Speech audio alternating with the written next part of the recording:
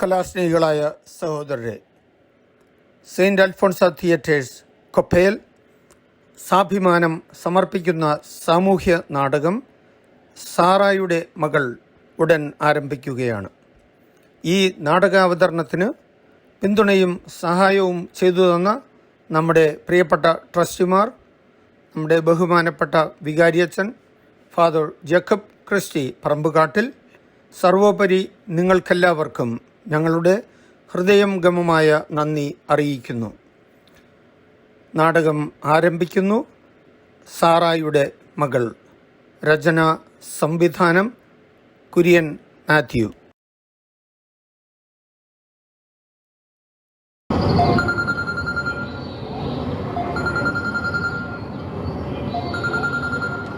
Hello, അച്ഛനങ്ങളെ, ഇത് നിമ്മിയാണ്. മോളെ പുറത്തിറങ്ങിയോ? ഇറങ്ങി. അച്ഛനങ്ങളെ എവിടെയാ? ഞാനിതാ ഗേറ്റ് A5 ഇങ്ങേ എത്തത്തുണ്ട്. ഇങ്ങോട്ട് പോരും. Okay okay.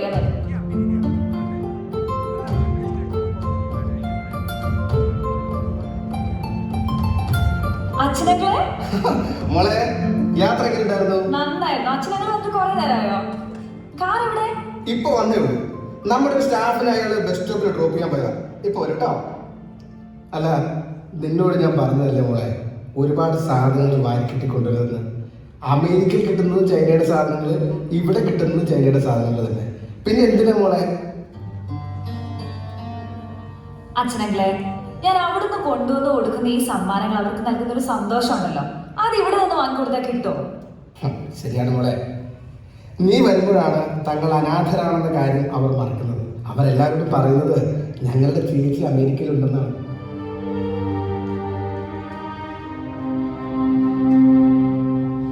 ഞാനും അവരിലൊരാൾ തന്നെയല്ലേ. അച്ഛനങ്ങൾ സഹായിച്ചില്ലായിരുന്നെങ്കിൽ ഞാൻ ഒരിക്കലും ഇത്ര നല്ലൊരു നിലയിൽ എത്തില്ലായിരുന്നു. എല്ലാം ദൈവാനുഗ്രഹവും പിന്നെ നിന്റെ ഹാർഡ് വർക്കിന്റെ ഫലവും.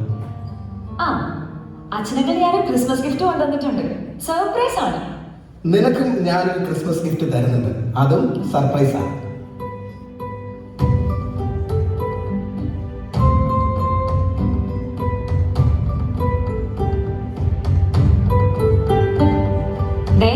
ആദ്യമേ പറഞ്ഞേക്കാം, എന്നെ കല്യാണം കഴിപ്പിക്കാനുള്ള ഗൂഢാലോചന വല്ലതും ആണെങ്കിൽ അത് നടക്കിയല്ല. ഞാൻ നല്ലൊരു ജോലി ലൈഫ് സ്റ്റൈലും ഒക്കെ കളഞ്ഞിട്ട് ഇങ്ങോട്ട് തിരികെ പോകുന്നതേ അച്ഛനങ്ങൾക്ക് നല്ല സുഖമില്ലെന്നും ഇനിയുള്ള കാലം എന്റെ ഹെൽപ്പ് വേണമെന്ന് പറഞ്ഞിട്ടല്ലേ. എന്നിട്ട് ഇപ്പൊ അസുഖമൊന്നും ഞാൻ കാണുന്നില്ലല്ലോ. എന്നെ പറ്റിക്കായിരുന്നല്ലേ? അത് കൊള്ളാം. അപ്പോ എനിക്ക് അസുഖമൊന്നും ഇല്ലാത്തതാണോ നിന്റെ സങ്കടം?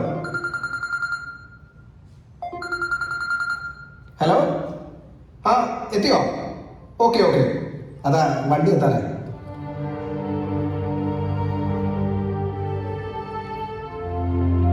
എന്റെ മമ്മിക്ക് എങ്ങനെയുണ്ട് അച്ഛനങ്ങളെ?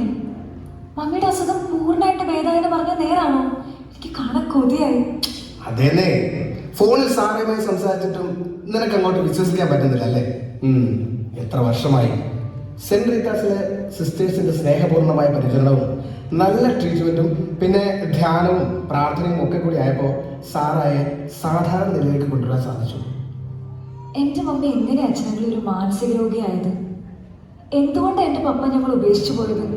ഇതൊക്കെ എന്താ എന്നോട് പറഞ്ഞാലും? യെസ്, പറയാം മോളെ. ഇനി നിന്നോട് എല്ലാം പറയാം. മോളും അതറിയേണ്ടത് തന്നെ. അതാ കാർ വന്നു. പോകുന്ന വഴിക്ക് എല്ലാം പറയാം. ധാരാളം സമയമുണ്ടല്ലോ. വരും, വാ.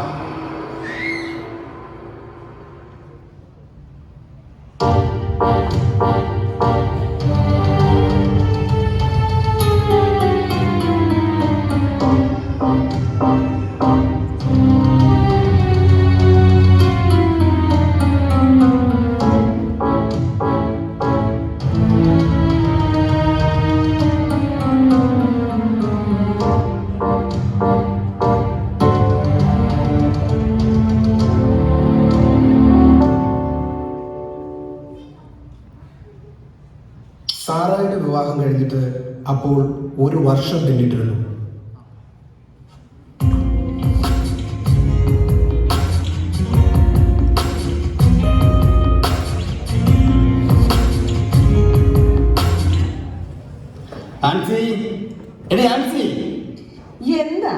എന്തിനാ ഇവിടെ കിടന്ന് ഒച്ചയെടുക്കുന്നത്?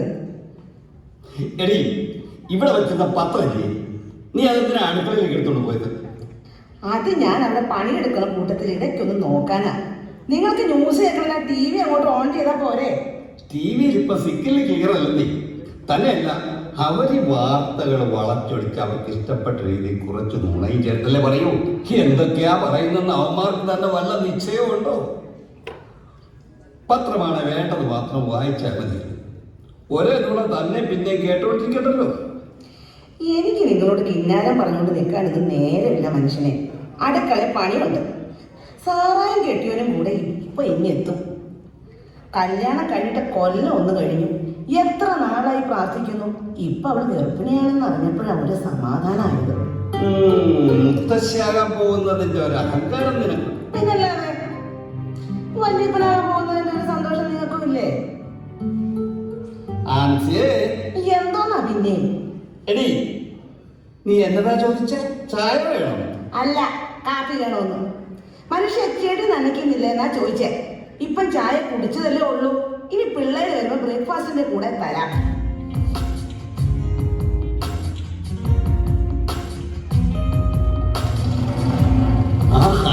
പിള്ളേർ വന്നേ. പപ്പ പോയി ഗേറ്റ് ഒന്ന് തുറന്നു കൊടുക്കുക. ഗേറ്റ് ഒക്കെ തുറന്നു കിടക്കുക.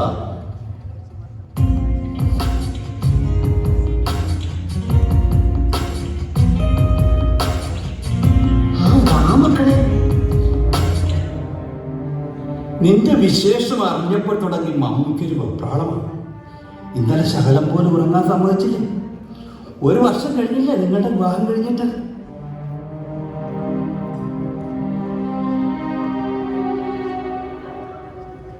മമ്മി, എന്ത് മോളെ, എന്താ നിന്റെ മുഖം വാടിയിരിക്കുന്നേ? എന്ത് പറ്റിയിടാ മോനെ? എന്താ നിനക്കൊരു സന്തോഷമില്ലാത്തത്? നിങ്ങൾ വഴക്കുണ്ടാക്കിയോ? അതല്ല മമ്മി, നിങ്ങൾ വിചാരിക്കുന്നത് പോലെ അല്ല. ഇത് ഞങ്ങൾ പ്ലാൻ ചെയ്തൊരു പ്രഗ്നൻസി അല്ല, അബദ്ധത്തിൽ സംഭവിച്ചതാണ്. അത് സാരമില്ല മോളെ. പ്ലാനൊക്കെ ഇനിയും ചെയ്യാൻ സമയമുണ്ടല്ലോ. മോളിപ്പോൾ സന്തോഷമായിട്ട് ഇരിക്കുകയല്ലേ വേണ്ടത്. നമുക്ക് വലുതും കഴിച്ചിട്ട് സംസാരിക്കാം. ഇപ്പോൾ വേണ്ട മമ്മി. എന്താ കാരണം? ഞാൻ പറയാം. ഞങ്ങൾ കുറെ നാളായിട്ട് US ജോലിക്ക് ശ്രമിക്കുകയായിരുന്നെന്ന് നിങ്ങൾക്കറിയാമല്ലോ. ഇപ്പോൾ എനിക്ക് സാറായിക്കും ഒരുമിച്ച് നല്ലൊരു ജോലി ശരിയായിട്ടുണ്ട്. പോകാനുള്ള തയ്യാറെടുപ്പുകളെല്ലാം നടന്നുകൊണ്ടിരിക്കുകയാണ്. പക്ഷെ ഒരു കാര്യം, സാറയ്ക്ക് പോകണമെങ്കിൽ മിനിമം 1 വർഷത്തേക്ക് പ്രഗ്നന്റ് ആകാൻ പാടില്ല എന്നത് അവരുടെ ഒരു പ്രധാന കണ്ടീഷനാണ്. അതിന് സാറ ഇപ്പോൾ പോകണ്ടെന്ന് വെച്ചാൽ പോലെ. മമ്മി എന്താ ഈ പറയുന്നത്? മമ്മി, ഇത് ഞങ്ങളുടെ ജീവിതാഭിലാഷമാണ്. അത് നഷ്ടപ്പെടുത്താൻ പറ്റില്ല. ഇനി ഇങ്ങനെ ഒരു ഓപ്പർച്യൂണിറ്റി ഒരിക്കലും കിട്ടിയെന്നും വരില്ല. എങ്കിൽ പിന്നെ എന്ത് ചെയ്യാൻ പോകുന്നു? അതുകൊണ്ട് ഞങ്ങളിത് കളയാൻ തീരുമാനിച്ചു. എന്റെ ദൈവമേ, നീ എന്നാ മോളെ ഈ പറയുന്നേ? കളയാനോ? പപ്പ ഇവൾ പറയുന്നത് കേട്ടോ? അരുത് മോളെ, അങ്ങനെ ഇത് ചിന്തിക്കുക പോലും ചെയ്യരുത്. ആൻസി, നീ ഒന്ന് സമാധാനിക്കും മോളെ. നമുക്ക് ആലോചിച്ചൊരു പരിഹാരം കണ്ടെത്താം. നീ ഇപ്പോൾ റെസ്റ്റ് എടുക്കും. ആൻസി, നീ വന്നേ. കുടിക്കാൻ എന്തെങ്കിലും കൊടുക്കും.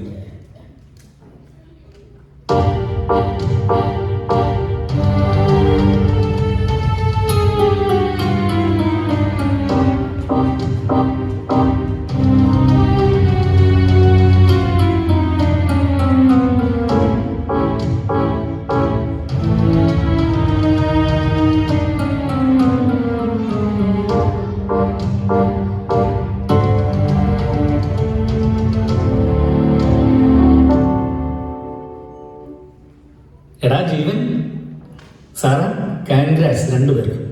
ഞാൻ പോകാൻ ഇറങ്ങിയതാണ്.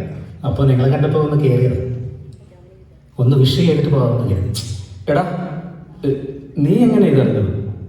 എടാ, 2 ദിവസം മുമ്പ് നിങ്ങൾ ചെക്കപ്പിന് വേണ്ടി ഹോസ്പിറ്റലിൽ പോയിരുന്നില്ലേ? എൻ്റെ വൈഫ് അവിടെയല്ലേ ജോലി ചെയ്യുന്നത്. എടാ, നിങ്ങൾ ആരോടും പറയാൻ നിൽക്കണ്ട.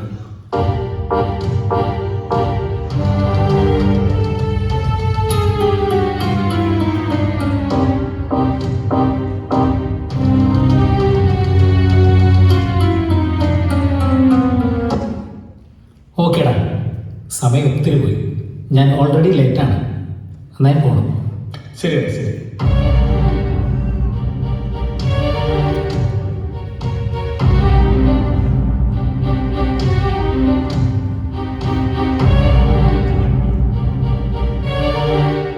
സാറാ, ദേ ഒരു കാര്യം ഞാൻ നേരത്തെ പറഞ്ഞേക്കാം. ഇവരുടെ സെന്റിമെന്റ്സ് സങ്കടം കൊണ്ട് മനസ്സ് മാറ്റരുത്, കേട്ടല്ലോ? ഇത് നമ്മുടെ ഭാവിയുടെ പ്രശ്നമാണ്. ഇല്ലെന്നേ, നമ്മളിത് തീരുമാനിച്ചു കഴിഞ്ഞതല്ലേ, ഒരു മാറ്റവും ഇല്ല.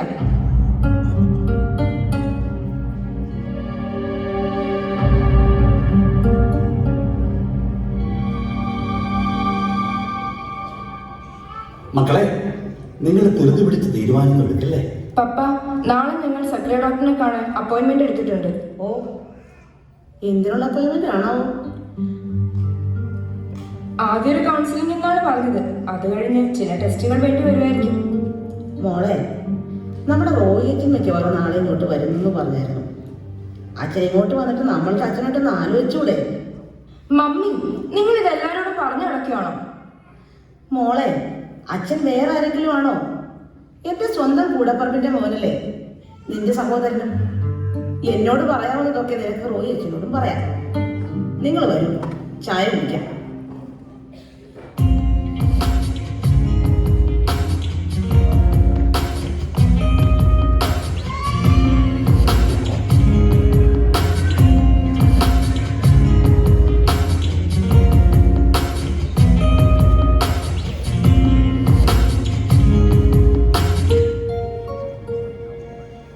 ജേക്കപ്പേ, എടോ ജേക്കപ്പേ. ആ പണിക്കരെ, ഓടോ. താൻ രാവിലെ എവിടെ പോയിട്ട് വരുന്നു? ആരാടോ രാവിലെ തന്റെ വീട്ടിൽ കാറിൽ വന്നത്? ആഹാ, പണിക്കരേട്ടനാ? ആ അമ്പലത്തിലൊന്ന് പോയിടും. ഇന്ന് പ്രഭയുടെ ഇൻലോസ് വന്നിരുന്നു വയറ് കാണാൻ. രണ്ടാമത്തെ കുട്ടിയല്ലേ, അവർക്ക് എപ്പോ വേണേലും വരാമെന്ന് ഞാൻ പറഞ്ഞതാ. പക്ഷെ അവർക്ക് ഈ ചടങ്ങുകളിലൊക്കെ എന്തോ ഒക്കെ വിശ്വാസം ഉണ്ടെന്നേ. അതുകൊണ്ട് അവൾ ജോലിക്ക് പോകുന്നതിന് മുമ്പേ പോന്നതാ. അവർ കൊണ്ടുവന്ന കുറച്ച് പലഹാരങ്ങൾ കൊണ്ടുവന്നിട്ടുണ്ട്. ആൻസി, ഇതാ.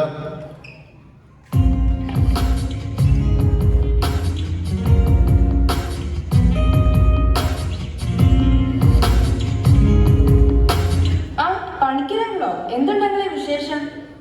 ആ, നിങ്ങളെപ്പോഴും വന്നു. വിശേഷങ്ങളൊക്കെ ഞാൻ അറിഞ്ഞു. കൺഗ്രാറ്റുലേഷൻസ്. എത്ര നാളായി ഞങ്ങളുടെയൊക്കെ പ്രാർത്ഥനയാ മക്കളെ. അങ്കിള് അറിഞ്ഞോ? പപ്പ. സാറാ മോളെ, പണിക്കരെങ്കിലും ഈ വീട്ടിലെ ഒരു അംഗത്തെ പോലെ അല്ലേ?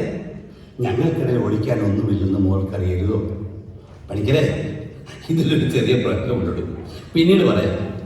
അവർ നാളെ ഗൈനക്കോളജിനെ കാണാൻ പോകുക. നമ്മുടെ ഡോക്ടർ സക്കറിയ. ആ സക്കറിയ നല്ല ഡോക്ടറാ. നമുക്ക് പ്രാർത്ഥിക്കാം മോളെ. ഈശ്വരൻ ഒരനർത്ഥവും വരുത്താതെ കാത്തോളും. ഭഗവാനെ. എടാ ജേക്കപ്പേ, താൻ ഉച്ചയാകുമ്പോൾ അങ്ങോട്ട് വാ കേട്ടോ, നമുക്കൊന്ന് കൂടണം. ഇന്ന് എന്തായാലും വേണ്ടടൂ. ആ, എന്നാ ഞാൻ ഇറങ്ങുവാടോ, വീട്ടിൽ ഗസ്റ്റുകളുണ്ട്.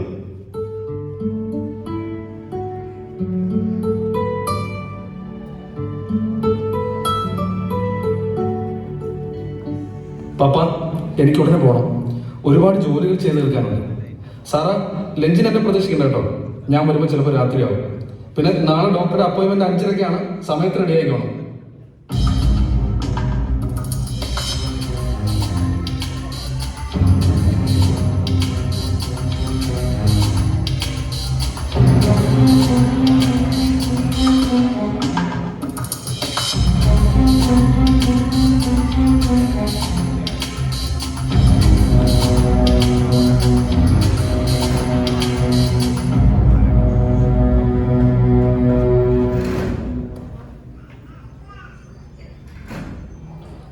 പേടിക്കാനൊന്നുമില്ല. ഞാൻ കുറച്ച് വൈറ്റമിൻസ് എഴുതിയിട്ടുണ്ട്. അത് വാങ്ങി ഇന്ന് മുതൽ തന്നെ കഴിക്കണം. അടുത്ത മാസം 4-ാം തീയതി നെക്സ്റ്റ് അപ്പോയിൻമെൻറ്റ്. ശരി എങ്കിൽ വെക്കൂ. നെക്സ്റ്റ്.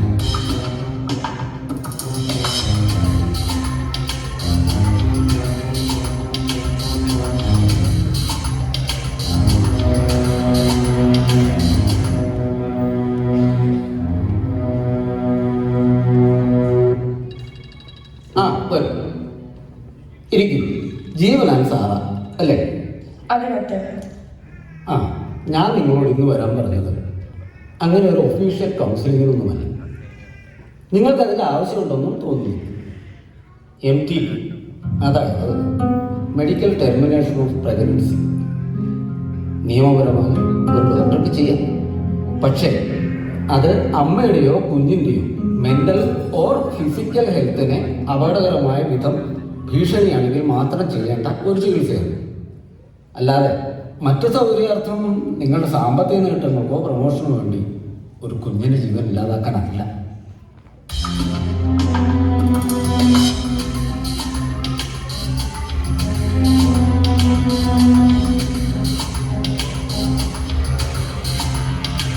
ഡോക്ടർ, ഞങ്ങളുടെ സാഹചര്യം പറഞ്ഞിരുന്നല്ലോ. ഇപ്പോൾ ഇത് വെറും ഒരു ബണ്ടിൽ ഓഫ് സെൽസ് മാത്രമല്ല ഡോക്ടർ. ആരാണോ നിങ്ങളൊക്കെ ഇത്തരം തെറ്റിദ്ധാരണ പറഞ്ഞ് പഠിപ്പിച്ചത്? നിങ്ങളുടെ അവസ്ഥ എനിക്ക് നന്നായി മനസ്സിലാവും. ജീവൻ MBA പഠിച്ചതാണെന്നല്ലേ പറഞ്ഞത്? അതെ ഡോക്ടർ. MBA ഡോക്ടറേറ്റും ഒക്കെ ഇപ്പോൾ നമ്മുടെ പ്രൊഫഷന് സഹായകമായത് ഇപ്പോൾ മാത്രമാണ്.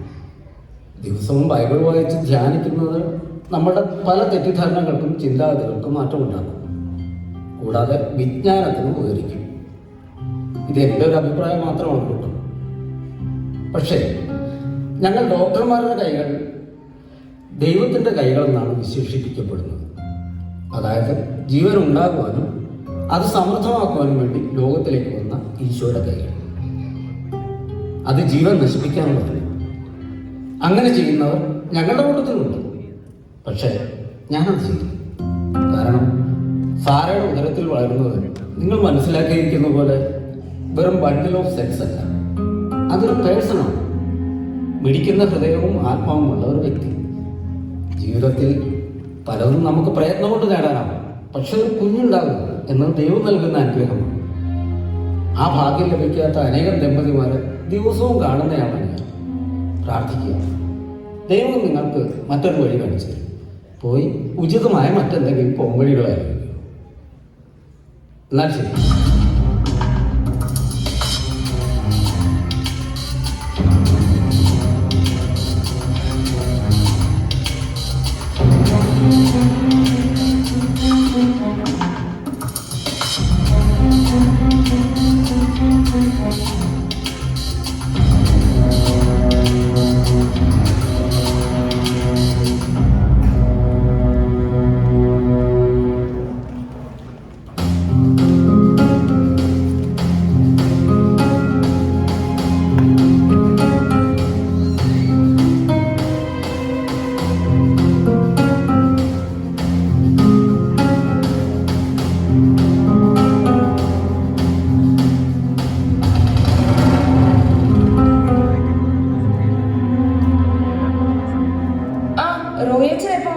ഞാൻ കുറച്ച് സമയമായിട്ട് വന്നിട്ട് ഭക്ഷണം കഴിക്കാൻ നിങ്ങൾക്ക് വേണ്ടി വെയിറ്റ് ചെയ്യായിരുന്നു.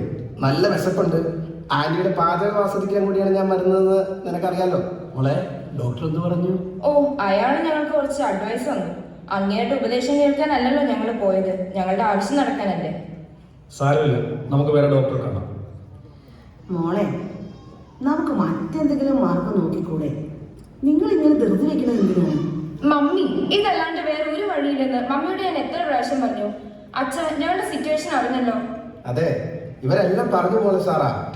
ജീവൻ ഇപ്പൊ പോട്ടെ, നിനക്ക് ഡെലിവറിക്ക് ശേഷം പോകാലോ. അച്ഛ, ഒരു വർഷം കാത്തിരുന്നിട്ടാണ് ഈ ജോലി കിട്ടിയത്. ഇനി ഇങ്ങനെ ഒരു അവസരം കിട്ടില്ല. സാറാ, സാങ്ക്ടിറ്റി ഓഫ് ഹ്യൂമൻ ലൈഫിനെ കുറിച്ച് സഭ പഠിപ്പിക്കുന്നത് എന്താണെന്ന് കൂടി മോളെന്ന് അറിഞ്ഞിരിക്കണം. എന്നിട്ട് തീരുമാനിക്കും. എല്ലാവരും വന്നേ, ഭക്ഷണം കഴിച്ചോണ്ട് സംസാരിക്കാം. നേരെ ഒത്തിരി ആയില്ലേ, എല്ലാവർക്കും വിശക്കുന്നുണ്ടാവും. ഞാൻ കഴിച്ചു, നിങ്ങൾ കഴിച്ചിട്ട് വാ.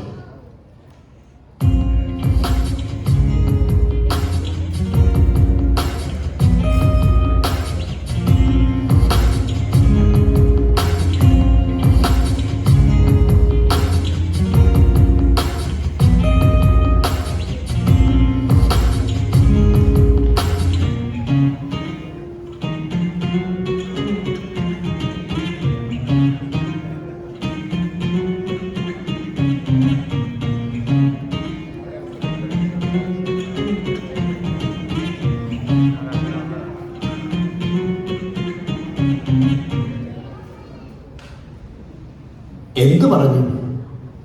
ആ റോഹിത്ത് സംസാരിക്കുന്നുണ്ട്. എന്തെങ്കിലും മനസ്സാന്തരം. നമുക്ക് പ്രാർത്ഥിക്കാം, അല്ലാതെ എന്ത് ചെയ്യാൻ?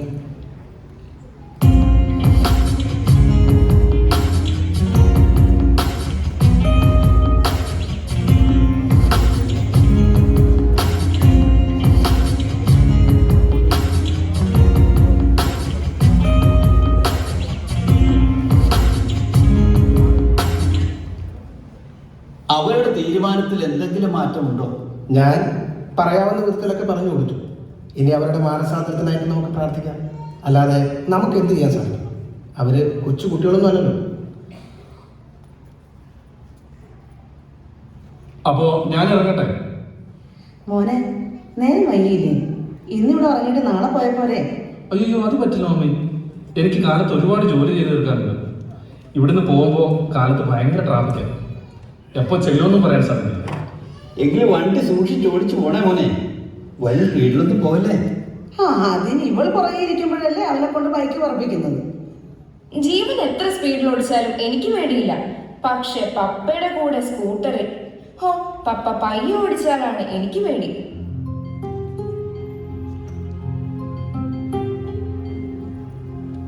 ഞാൻ പറഞ്ഞ ഓർമ്മയുണ്ടല്ലോ. എനിക്ക് വരട്ടെ.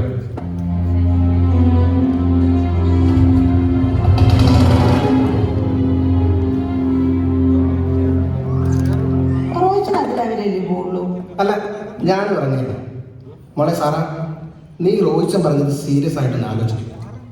ഇതുപോലുള്ള സന്ദർഭത്തിൽ കൂടുതൽ പ്രാർത്ഥിക്കണം മോളെ. ഞാനും പ്രാർത്ഥിക്കാം. ദൈവം കൂടുതൽ ഉചിതമായൊരു മാർഗം കാണിച്ചു തരും. പിന്നെ ഉറങ്ങുന്നതിന് മുൻപ് മിഖായേൽ മാലാഖയുടെ പ്രാർത്ഥന ചൊല്ലണം. ഓക്കെ, എന്നാ അങ്ങനെ ഞാനും ഇറങ്ങി കേട്ടോ.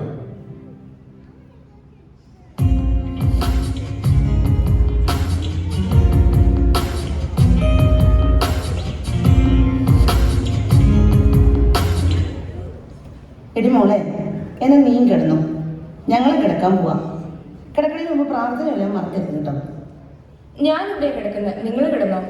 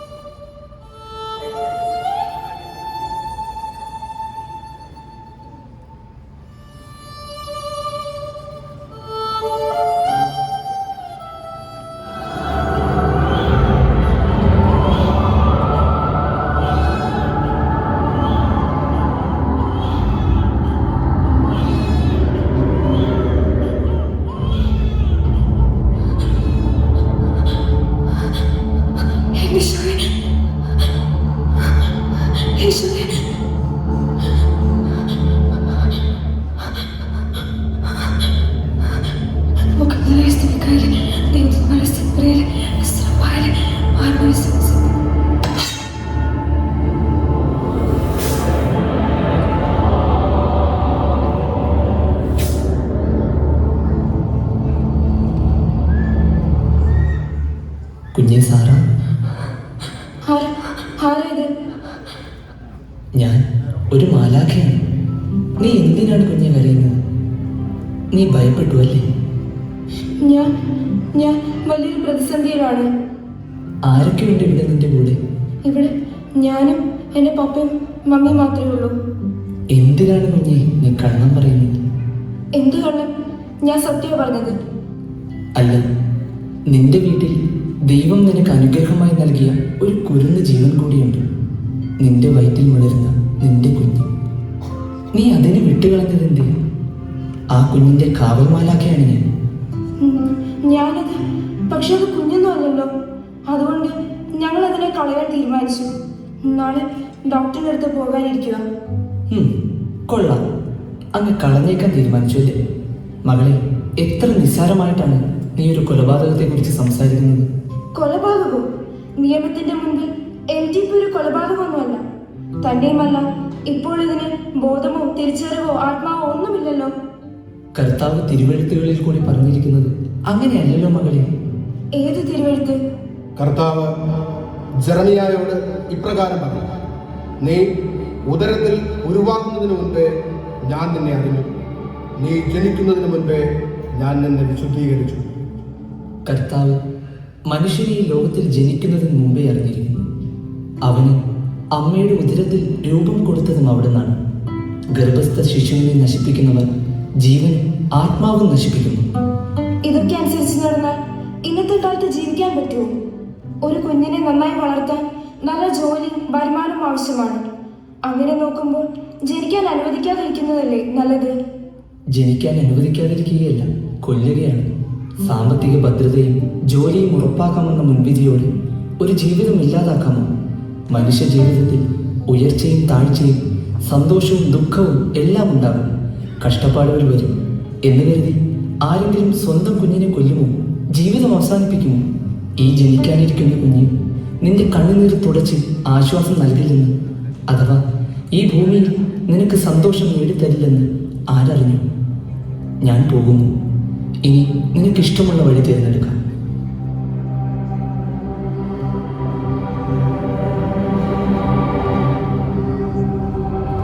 Mummy, mummy, mummy.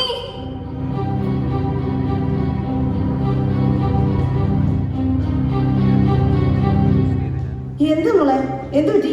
ഈ എന്തോ സ്വപ്നം കണ്ടതാ തോന്നുന്നത്. നീ അവർക്ക് വെള്ളം കൊടുക്ക.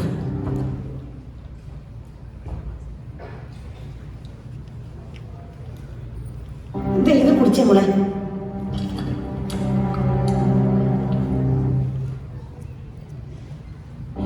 എനിക്ക് എന്റെ കുഞ്ഞിനെ വേണം മമ്മി. എന്റെ ഈ കുഞ്ഞിനെ എനിക്ക് കൊല്ലണ്ട.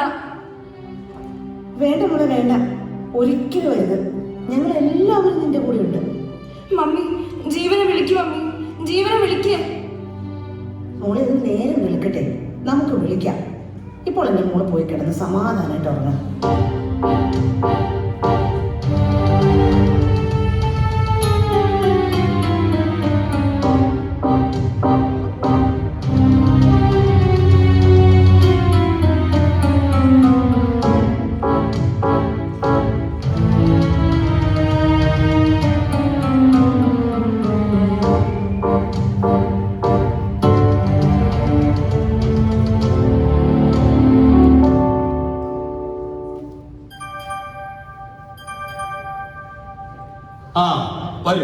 സാറേ, എവിടെ?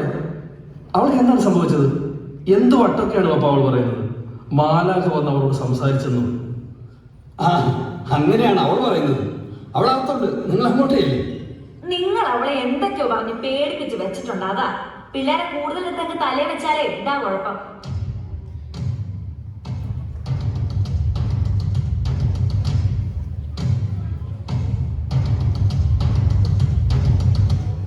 ഹോ, ഇവരുടെ ഒരു കുറവ് കൂടി മാത്രമേ ഉണ്ടായിരുന്നുള്ളൂ. എവിടെ കുത്തിത്തിരിപ്പ് ഉണ്ടാക്കാൻ സാധിക്കുമെന്ന് നോക്കി നടക്കുക.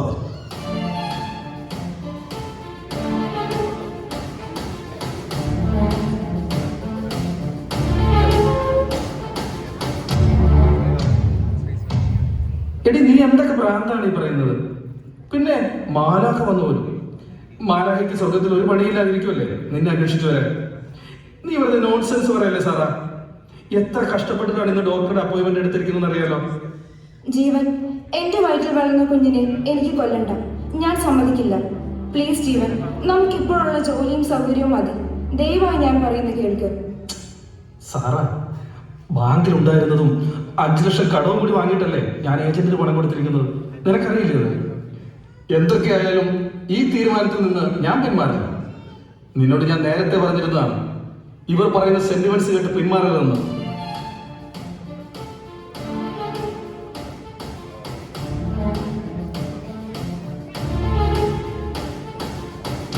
ആ പണിക്കരേ വാടോ. അയ്യടോ, ഞാൻ വന്നത് നല്ല സമയമല്ലെന്നാ തോന്നുന്നത്. ഞാൻ പിന്നെ വരാം. താൻ വാടോ. തനിക്ക് കേൾക്കാവുന്നതൊക്കെ ഇവിടെ സംഭവിക്കുന്നുള്ളൂ.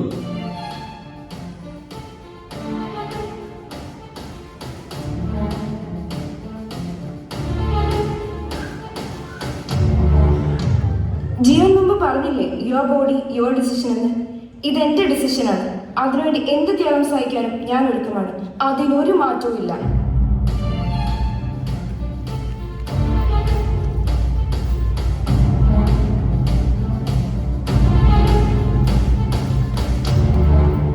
എങ്കിൽ നമുക്കിവിടെ വെച്ച് പിരിയാം. ഞാൻ പറയുന്നത് അനുസരിക്കാത്തൊരു ഭാര്യയെ എനിക്ക് വേണ്ട.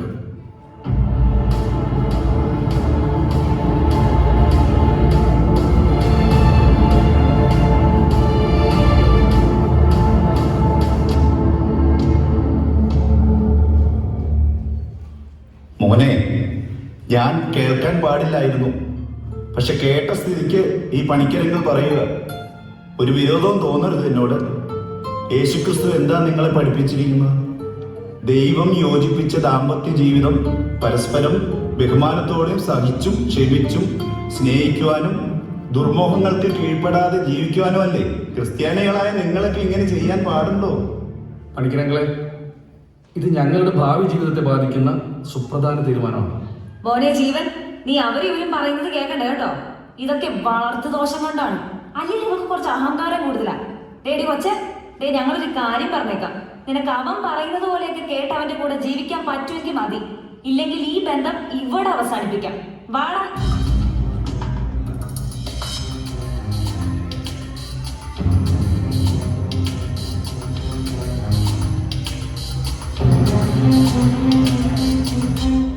എടി, എനിക്ക് എന്തായാലും പോയേ പറ്റൂ. നിനക്ക് എന്റെ കൂടെ തുടർന്ന് ജീവിക്കാൻ ആഗ്രഹമുണ്ടെങ്കിൽ വീട്ടിലേക്ക് വാ. എന്നിട്ട് ഞാൻ പറയുന്നത് അനുസരിച്ച് ഞാൻ പോകും.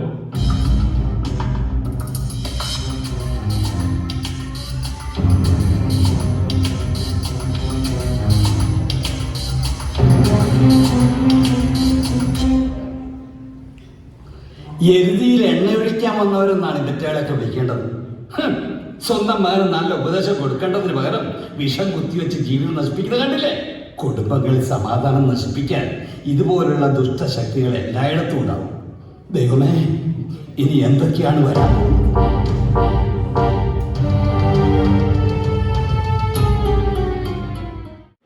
പ്രിയ സഹോദരരെ, അടുത്ത ഒരു രംഗത്തോടുകൂടി സാറയുടെ മകൾ എന്ന ഈ നാടകം സമാപിക്കുന്നു. ഈ നാടകത്തിലെ കഥാപാത്രങ്ങൾക്ക് ജീവൻ നൽകിയവരെയും പിന്നണിയിൽ പ്രവർത്തിച്ചവരെയും ഞങ്ങൾ പരിചയപ്പെടുത്തട്ടെ. രംഗത്ത് Nimmi, Teresa Jagan, Sara Ann Tommy, Jeevan Tom Francis, father Roy, Benny John, Ancy, Jessy Stephen, Jacob, Mathew Kurian, ജീവൻ്റെ mummy Smitha John, doctor Rafi Thekkoodan, Panicker Francis Sebastian, Angel Ivana Elsa Sijo, Prabha Joseph Martin. Dark force dance അവതരിപ്പിച്ചത് dancing angels group. Aimee and Augustine, Christina Philo Job, Neha Joshi, Neena Joshi, Neha Riya Manuel, Jiya Mathew, Reina Robin. Carol dance അവതരിപ്പിച്ചത് budding angels. Santa Claus Roy Mathews. Choreography Soumya Sijo. Light and sound George Pulikkan and Tommy Thalachallur. Graphics Tom Francis. Digital editing Joel Kurian. Makeup James Sebastian and Ponnamma Kurian. Consultant reverend father Jacob Christy Parambukattil, our vicar. Special thanks to trustees and parish council members. Scripting and direction Kurian Matthew.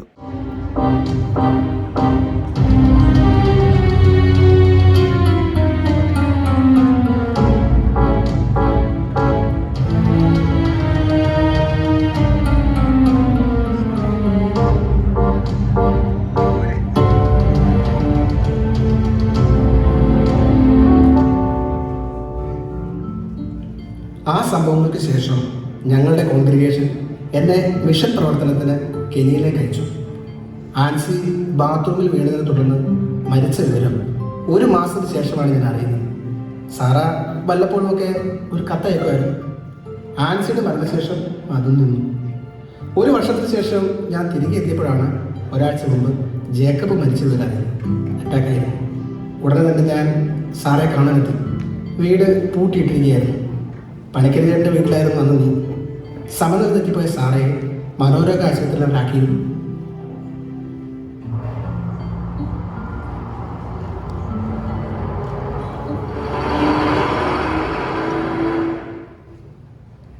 ആഹാ, ഇപ്പോഴും നമ്മുടെ വീട് അങ്ങനെ തന്നെ ഉണ്ടല്ലോ. ആട്ടെ, നമ്മൾ എന്തിനാ ഇപ്പൊ ഇങ്ങോട്ട് വന്നത്? ഇത് റെന്റിന് കൊടുത്തേക്ക് വന്നല്ലേ പറഞ്ഞിരുന്നേ? അതെ, വാടകക്കാരെ ഒഴിവാക്കി. ഇനി മോൾ എവിടെയാണ് താമസിക്കാൻ പോകുന്നത്? ഞാനില്ല, ഞാൻ തൽക്കാലം ഹോട്ടൽ റൂം എടുത്തിട്ടുണ്ട്. സാറാ, എടേ ഇന്ന് പുറത്തേക്ക് വന്നേ. യോ കിഡിങ്?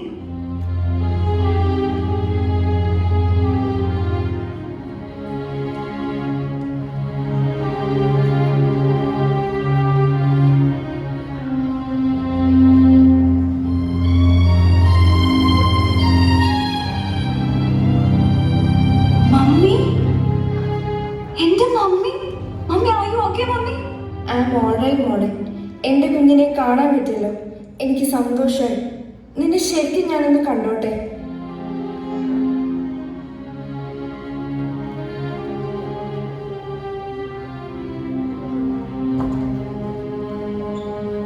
ഞാനൊരു മമ്മിയുടെ കൂടെ തന്നെ ഉണ്ടാവും. എൻ്റെ മമ്മി ഇനി എങ്ങോട്ടും പോകണ്ട. മോൾ ഇവിടെ തന്നെ നിൽക്ക്, ഞാനിപ്പോൾ വരാം. എനിക്കിപ്പോൾ മറ്റൊന്നും വേണ്ട മമ്മി. മമ്മി ഇങ്ങ് വാ.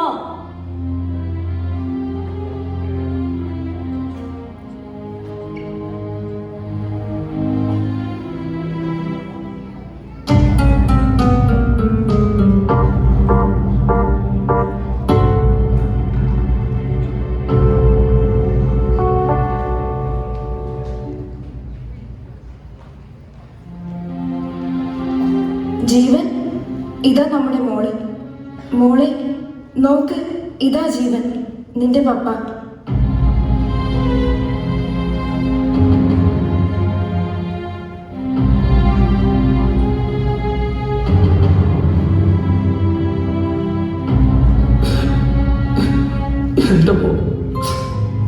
എന്റെ പൊന്നു, ഈ മഹാഭാവിയായ പപ്പയോട് ക്ഷമിക്കുമോ? എനിക്കിതൊന്നും വിശ്വസിക്കാൻ പറ്റുന്നില്ല. സാറെല്ലാം പപ്പ വന്നല്ലോ. ഇനി കഴിഞ്ഞതെല്ലാം മറന്നേക്ക്. എനിക്കത് കുനിയാൻ സാധിച്ചിരുന്നെങ്കിൽ. കാൽക്കൽ വിളിയ മാപ്പ് പറയുമായിരുന്നു. നോ പപ്പ, നീ അങ്ങനൊന്നും പറയണ്ട. എനിക്ക് ഒരുപാട് സങ്കടം ഉണ്ടായിരുന്നു. ഞാൻ കരയാത്ത ദിവസങ്ങൾ കുറവാണ്. പക്ഷെ ഇപ്പൊ എന്റെ പപ്പയും മമ്മീനെ എനിക്ക് തിരിച്ചു കിട്ടി. ആട്ടെ അച്ഛനങ്ങളെ, ഇതെല്ലാം എങ്ങനെ സംഭവിച്ചു? പറയാം മോളെ.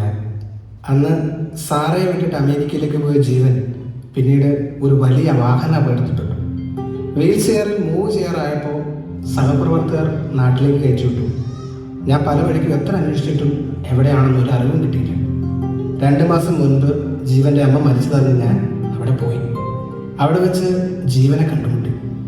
ഈ അവസ്ഥയിൽ കുറ്റബോധ നിമിത്തം ജീവൻ സാറയെ കാണാൻ വിസമ്മതിച്ചു.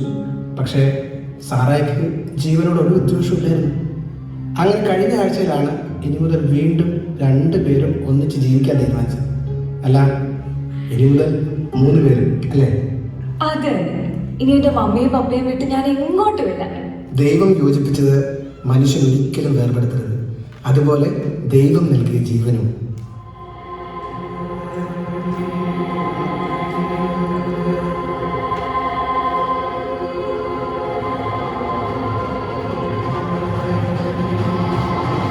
ഇതാണ് നിങ്ങൾക്കുള്ള എൻ്റെ ക്രിസ്മസ് ഗിഫ്റ്റ്. ഇനി എൻ്റെ ഗിഫ്റ്റ് എടുക്കും. അത് വണ്ടി ഇരിക്കുമല്ലേ? അതാ ക്രിസ്മസ് കാരോട് എത്തിയല്ലോ. എല്ലാം കൊണ്ടും ഇത്തവണത്തെ ക്രിസ്മസ് എല്ലാവർക്കും ഏറ്റവും സന്തോഷം തരുന്നതാണ്.